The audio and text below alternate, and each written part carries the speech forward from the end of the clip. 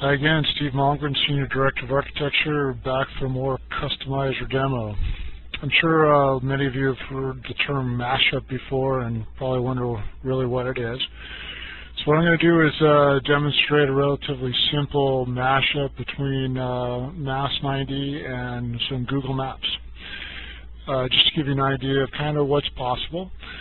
So previously I've set up a user-defined table called drivers, and I've basically added some driver codes with their name and cell phone number. And what I'm going to do is add a user-defined a user-defined field to the sales order invoice header file. So I'm going to go ahead and hit Edit Fields here. I'm going to add a driver code to the invoice header. And what I'm going to do is validate that against that user-defined table. Okay, so that's all I got to do for that. Now I've got a new field added to the invoice header where I can put in the driver for this particular shipment. So what I'm going to do now is go into Customizer Selection, and I'm going to expand the sales order tree,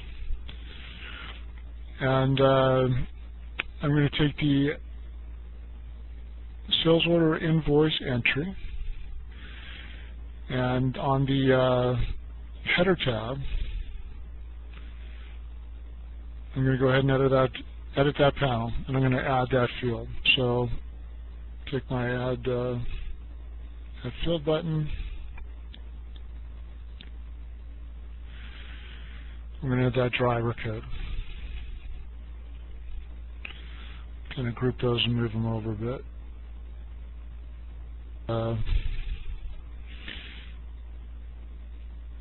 His name, because now my driver code, because it's valid against that user-defined table, I can grab his name. We don't need a label there. And we can also add his cell number.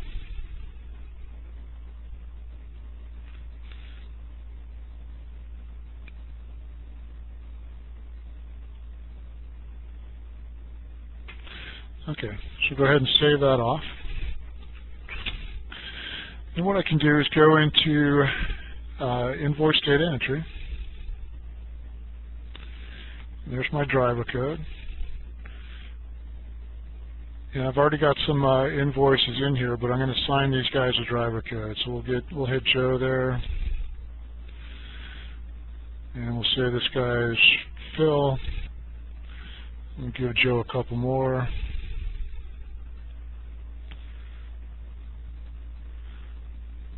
Looks like that's all of them. Okay, so now I got that. So what I'd like to do is I'm going to go ahead and come back into Customizer Selection. And what I'm going to do actually is I'm going to go back to the panel map and go to the main dialog. And I'm going to add a link button.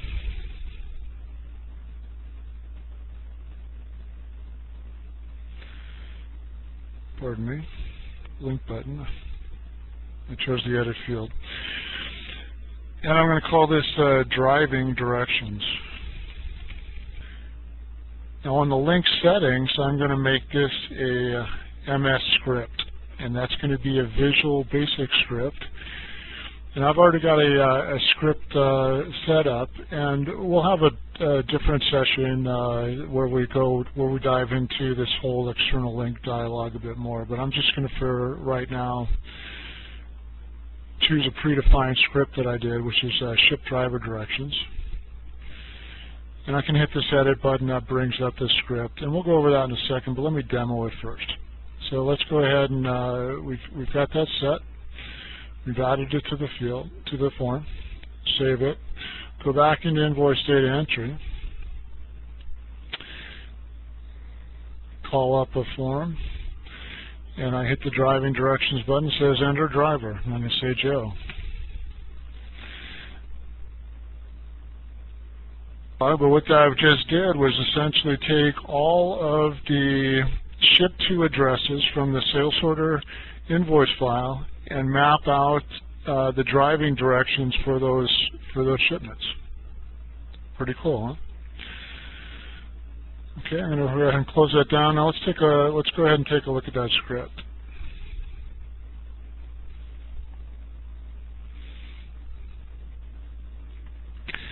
So this is the script I have here, and I do have a big disclaimer up here that uses the business object interface to do some things, and it is for demonstration purposes only.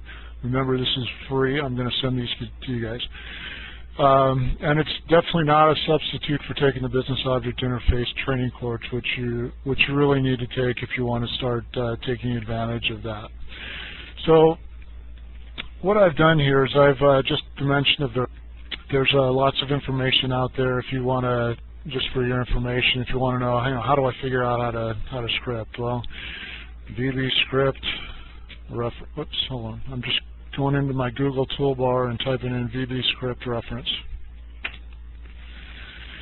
And that gives you a list of very good references. The MSDN Microsoft reference will really give you as much information as you need. It'll tell you where to find the functions, keywords, and whatever. So if you got a script you want to do, and you want to try there's some functions, you got to determine what function you need to use to do that. This is where all that information is. So once again, just Google VB script reference, and you'll find a bunch of different lists there.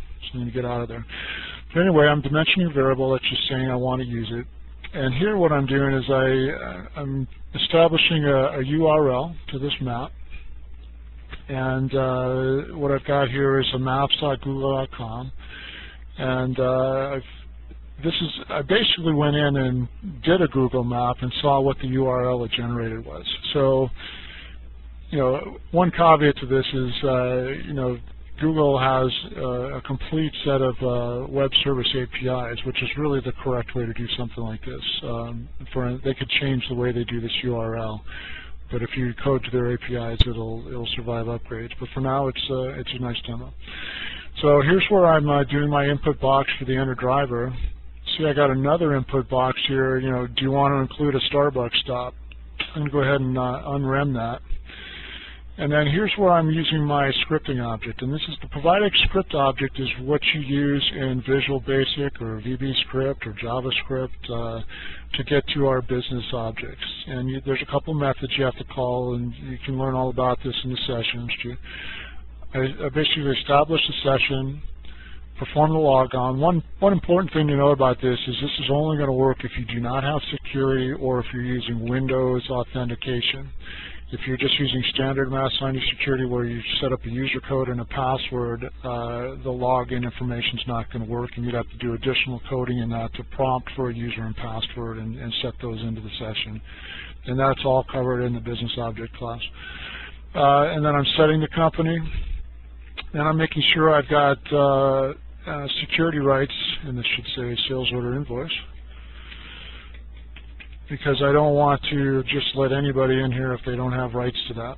And I'm basically doing a service object and initializing some variables. It's important if you're expecting return values, which I am setting these for as return values, that you initialize them as a string so that and then this is a little method in our service object. It says give me the ship to address, line 1, and the zip code.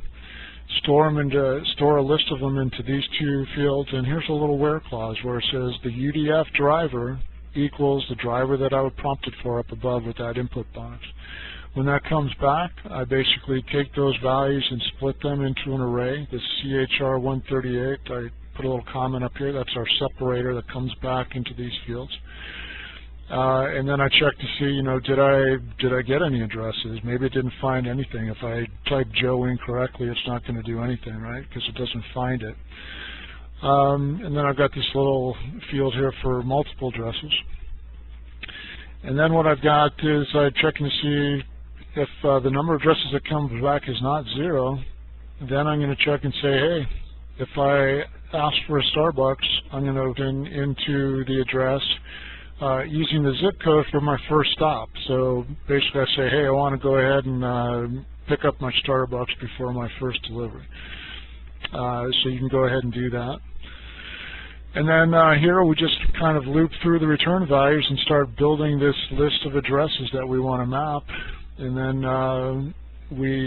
that variable that I dimensioned above, I am setting that to a Windows script shell. And then I'm invoking the run method of that to fire off IE Explorer. So if you're using some other browser, you'd have to change that. And then I've got the base URL plus all the addresses. And that's basically that script. So I'm going to go ahead and save that. And if we run this again now, hopefully, this is the first time I've tried it actually, when I do the driver for Joe, didn't prompt me. Okay, so I'll try that again. I'll get that set, so hold on just a sec. Okay, back. I apologize, actually. I saved that to the wrong directory, so I've got the script now in the correct directory, which is under CM Office script. I had that preloaded in a notepad file, and it was pointing to my other installation. But anyway, so let's go ahead and try that again. So if I browse to a record, choose driving directions, say Joe, say, yeah, let's choose a Starbucks. On my first stop, and so it grabbed 92626 because my first stop is really going to be C, because B is going to be my Starbucks. So based on that, here's a list of all my Starbucks. I'm going to go to number 4 there. So I click on that guy, chooses it, and now I've got complete driving directions, including a Starbucks stop for my delivery route today. And I can go ahead and take a look at traffic to see how things are going. Friday before Insights, 4:54. So I'm glad I don't have to commute on that today. There's a couple accidents there on the 405. So anyway, that just gives you an idea of some of the things that are possible. When we talk about mashups, you can further take this to another level, or not another level, but maybe to another application. Maybe you've got a salesperson who's doing site visits, and you might have a user-defined field on the customer table that has a schedule or a date for the next site visit. So you could go ahead and grab all of the customers for that particular salesperson for that site visit day, get a Starbucks in there or McDonald's, whatever you want to do, and print that list out for the salespeople. So anyway, I hope that gives you a good idea. And